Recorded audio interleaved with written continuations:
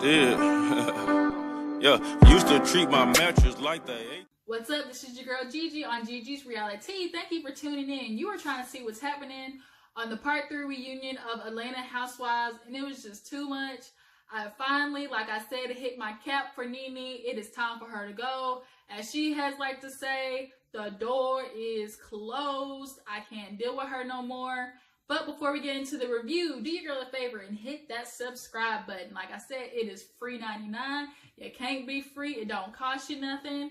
Be a part of my crew. Be a homie of mine. And speaking of hitting that subscribe button, I would like to give a special shout out to Miss Tamika Watson. She is a part of the fam. And she said don't forget about her. And I didn't. I just appreciate her so much. And if you want to be a part of the special shout out crew, then you got to hit that subscribe button as well. All right, so let's get started on the part 3 reunion Atlanta Housewives review. So we start out with Andy asking Nene about the closet situation, but before Portia could even, comment about it, Nene goes off and talking about, you're not gonna force me about my breakdown. You're not gonna keep badgering me about it. And everybody's like, we're not talking about the breakdown, Nene. We have been past your breakdown since part 2. Halfway through it. Like, we get it. You were having a tough time with Greg. We get it. You were having a tough time with everything. But goddamn, Nene, it wasn't about you in that moment. And he asked Portia, okay, like, what was it like? What happened? In her point of view, basically, she went in the closet. Her and Candy, they thought everything was good. It was kind of a joking matter. And then all of a sudden, shit went left. Nene, went WWE. She put a producer up against the wall. Had him choked up, then she chipped somebody's tooth, scratched somebody, she was doing the mostest, ripped somebody's $15.99 Hanes t-shirt. Like, girl, Nene, you went Hulk on everybody, and I get it. We don't want you, you didn't want nobody in your closet. Don't disrespect the house you in, but girl, woo, pushing it. And then, the question is, how did Portia's belt get off? And Nene was like, I don't remember nothing. I didn't do it. I wasn't behind you. And then, Portia was like, I was the last one, and I felt a tug, and that's, my belt is off. And then Marlo tried to be Captain Save-A-Ho once again, talking about, I didn't see nothing. And then Andy asked, okay, at one point you're like, you had to yell, she's pregnant. And she was like, I was just saying that in general. I want to let, producers and camera guys know, be careful around her. She's pregnant. But obviously in the playback, she was clearly talking to Nene, talking about, girl, she's pregnant. You can't put your hands on her. And Tanya had to clarify that too. She was like, yeah, me and Marlo were saying she's pregnant, Nene, stop. And then Tanya want to call her a liar. Of all people who's lying, don't say it's Tanya, because she's a sweetheart and she does everything, with the sweetest intentions. Marlo, we all know you always going to be Nene's Captain Save-A-Ho. You're going to be her advocate, and it's honestly getting old. You need to know when to call her out. If you're a true friend of her, then you need to tell her she was wrong in that, and that she shouldn't put her hands on nobody. And then when it got time to apologize for what she did, Nene had absolutely nothing for Andy. Andy was trying to get just a lick of iota out of her, and she gave him nothing. Absolutely squat. She was like, only thing I'm sorry for is cussing. But you've been cussing up a storm all season, but that's the only thing you said about? Come on, Nene. Be wrong. It's okay to be wrong. And that's the problem with this show. It didn't hype her head up. She got a big ass head. Everybody calls her queen and all this type of stuff. She didn't put the queen title on herself.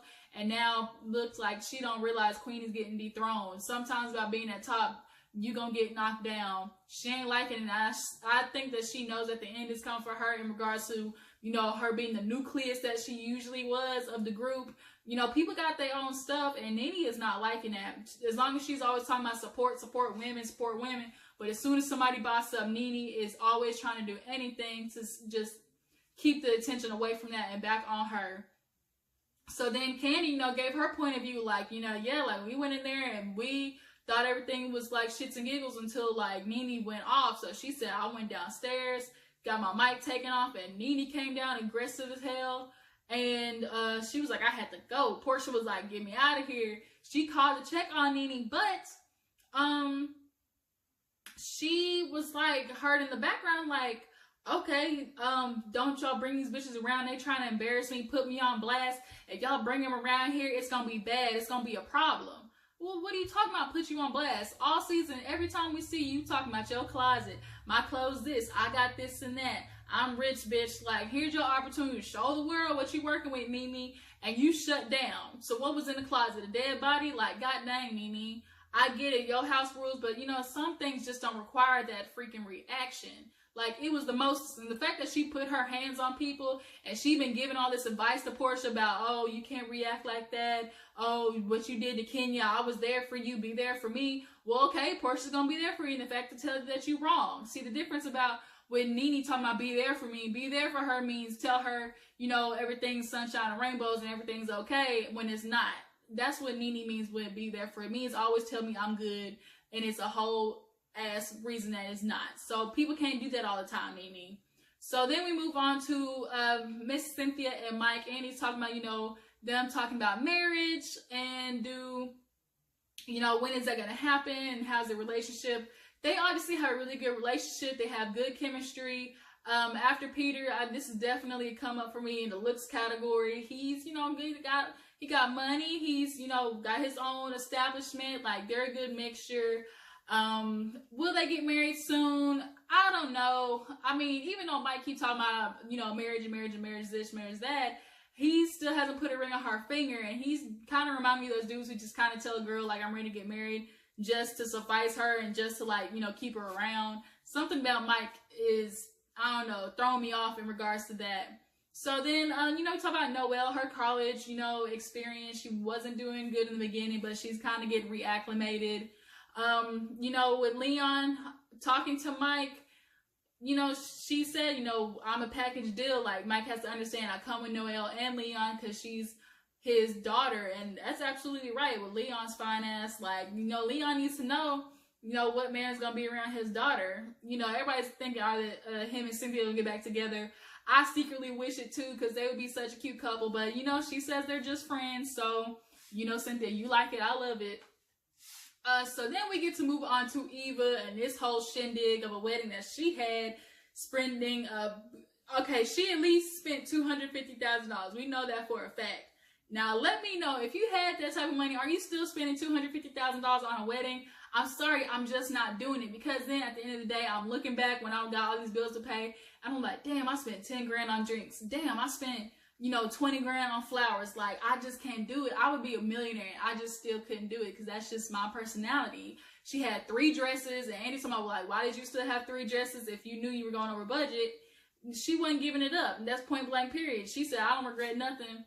And Marlo just couldn't help but like, oh, well, you know, she broke this and broke that, and she couldn't wait to just spill the beans with her bridesmaid just going off on Eva. I don't know in the process of this whole wedding what Eva did to this girl, how they got into a fight, but her friend, I guess my name is Shanita, just was not having it and just was telling all her juice around town, just spilling it for everybody to hear. Basically, she was a lesbian, she broke, got bad credit, stayed in raggedy cars and houses, like everything, just dogging the living daylights out of her. And this is my big problem with Marlo. She takes too much joy in everybody else's downfall. So what if that had happened? Marlo keeps talking about just be honest, but as soon as the girl would have been honest, you'd have been dogging her for being broke. So honestly, nobody's gonna say nothing to your ass, Marlo, because you honestly as phony as they come. You phony as basically as an orange dollar bill, and that's something I made up, but it don't exist, so that's why it's phony. So, like, and then Marlo's like, well, did you and the girl have a relationship? Like, come on, Marlo. Everybody had to look at her like, okay, you pushing it. So Eva keeps saying it was 1 bridesmaid, but Candy and Marlo had to be like, well, no, honey, it's 3. So she was like, well, are you going to tell me which ones they are? And Andy asked, like, who are they? And she's like, oh, no, I'm not telling. You can tell her business, but you can't tell her who it came from. And that's who the type of people you need to stay away from. People who ready to put your dirt out there, but don't be ready to back it up with nothing either. So, then, was she a lesbian in LA? Like, did she have, a married woman? Now, with that was a little bit too specific. I don't know about that story. It kind of seemed like there might have been a little something behind that because, you know, they had married, started with the letter C. Like, that was a lot. So, drop down in the comments if y'all actually believe that rumor.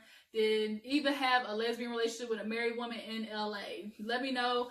And let me know, do y'all think that she spent way too much on this goddamn wedding? I think so, but I mean, that's what her dream wedding was, so that's just gonna be that.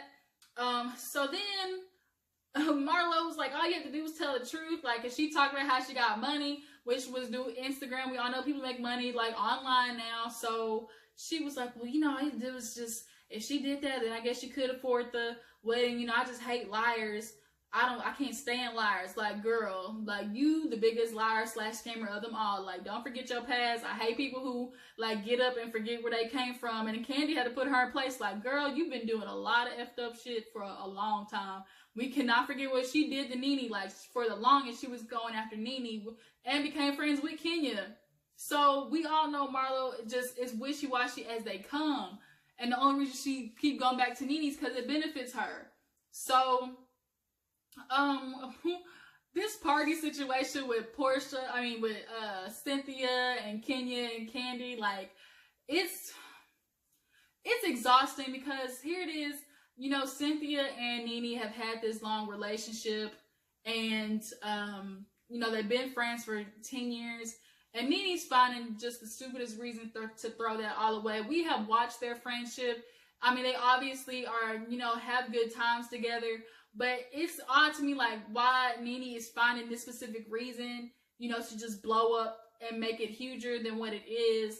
To me, I feel like Nene is only picking out this one reason because she needed a reason to be mad at her, because she felt some type of way, but she just didn't have nothing yet to just put on Cynthia that made sense to the viewers. Like, of course, Nene's always going to find something wrong with somebody, but she knows that she just can't do something unless, you know, she's got people behind her. So the fact that this party situation looks hella shady, she's going to use that, you know, basically to her advantage and be like, look, I can be mad at her because this was shady. It was betrayal.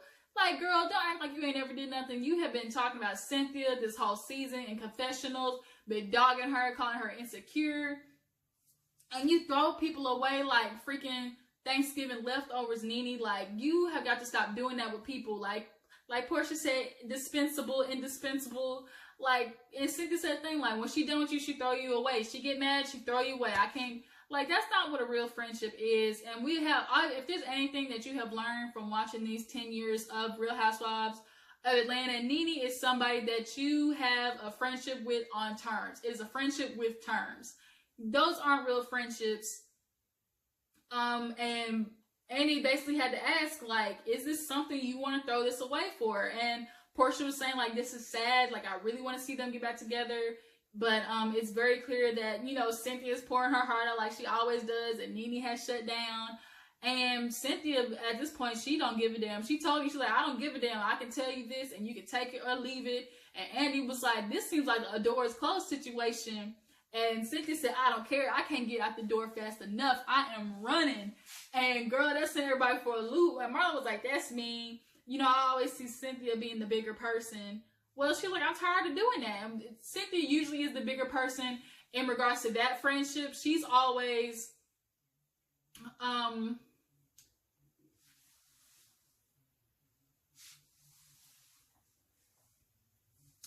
in regards to the relationship with Cynthia and Nene, she's always the one who backs down, always the one who folds just to suffice the friendship. And I think over years, this is definitely built up in Cynthia's head. You know how sometimes you be keeping like mental notes and mental receipts? Like, okay, bitch, I got you, but I'm going to let that slide. Like, that's been Cynthia a lot of the times.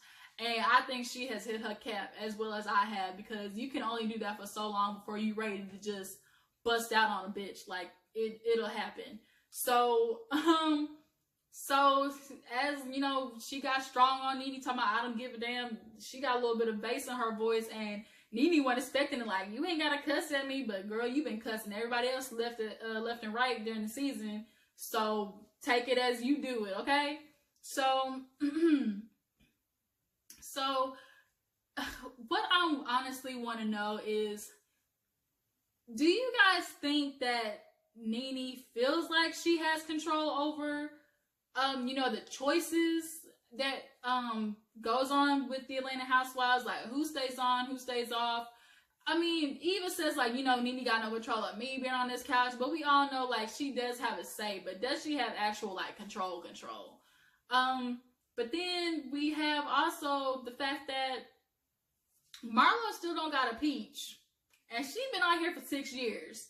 Now, we all know that probably got a lot to do with the fact that she out there doing God's know what, or matter of fact, doing who knows what, and and don't want it on TV. As much as she keeps saying like I got this, I got that, but we still don't know a goddamn thing about your life.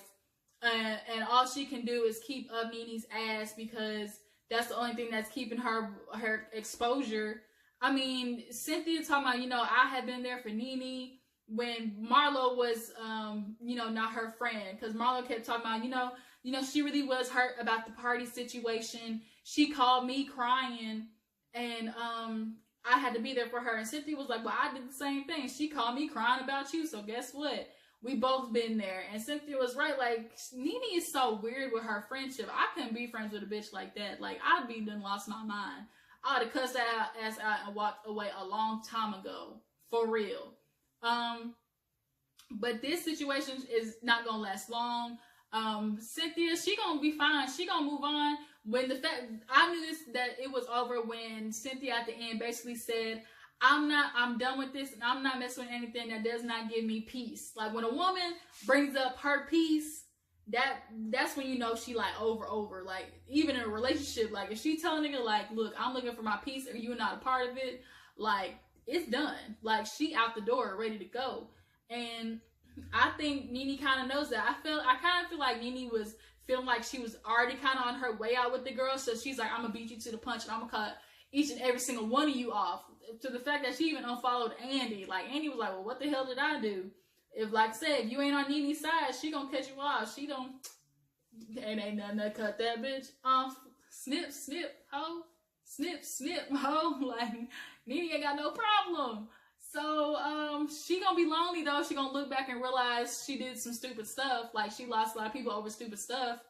So, the only person she gonna have is Marlo, and that ain't gonna last long. Only reason they're friends, honestly, because this is how that friendship works. Marlo gets to be friends with Nene because she gets the exposure and she gets the friendship, the benefits that come with the friendship. But Nene, this is how I see Nene's point of view with Marlo on the friendship side of that. Nene gets the friend that she wants, somebody who she gets to tell what to do, somebody who she knows is always going to be her, you know, basically her cheerleader, somebody who's basically going to tell her what she wants to hear. Nene doesn't keep people around her that tells her what she doesn't like, point blank period. When you tell her something she doesn't like, she goes on you. When Kenya came to that damn party, she was acting like, oh, I don't have a problem with Kenya, I don't have a problem with Kenya, but you did everything in your power, saying everything about her, talking about she looked like a walrus, she gonna give birth to a whale, and had Kenya gave her the time of day, no matter what, Nene wanted the attention. That's why she was saying everything. She wanted to say stuff to make like everything was on her. But Kenya did exactly what she needed to do. Walk in unbothered. When you walk in unbothered, it makes bitches even more mad because they want the attention from you so bad.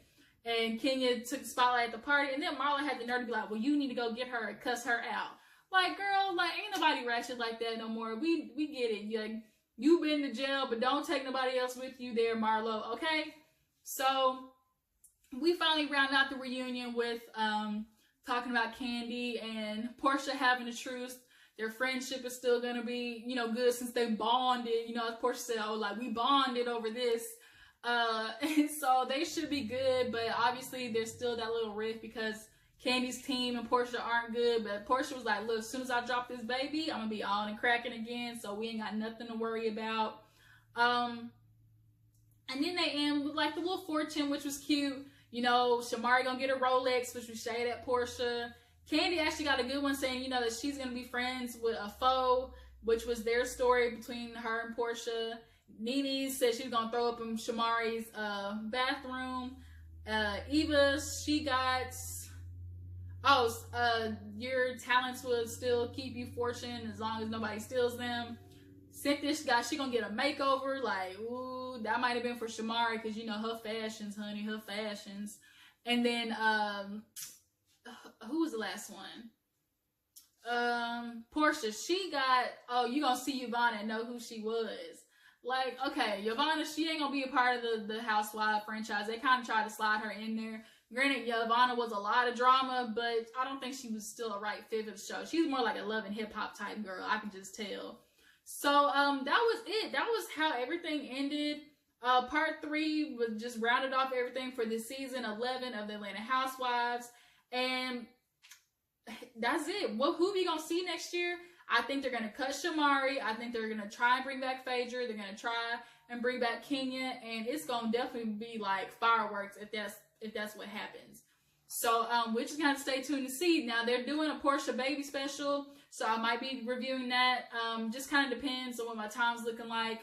And thank you guys for watching. Like I said, please hit that subscribe button, comment, and let me know who y'all think should stay. And do you think Cynthia is going to go back to Nene as a friend? Do you think they will make up? Let me know. Please like the video and catch your girl on the flip side. Thank you for tuning in. Deuces.